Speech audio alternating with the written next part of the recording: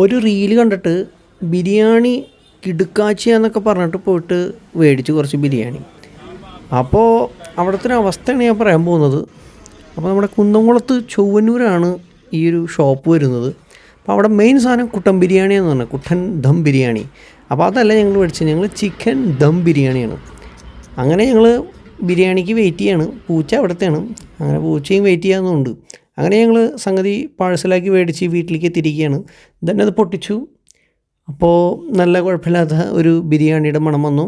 Then ഞങ്ങൾ അതിൽ chicken പീസുകൾ തിരയുകയാണെന്ന് പറഞ്ഞു. അപ്പോൾ ആവശ്യത്തിന് ക്വാണ്ടിറ്റി ഒക്കെ ഉണ്ട് കേട്ടോ, അത് പറയാതിരിക്കാൻ പറ്റില്ല. ദെൻ ഞങ്ങളതിൽ നിന്ന് ഒരു ചിക്കൻ കാലെടുത്ത് പൊക്കി. അപ്പോൾ ചിക്കൻ കാലൊക്കെ അടിപൊളിയാണെന്ന് പറഞ്ഞു.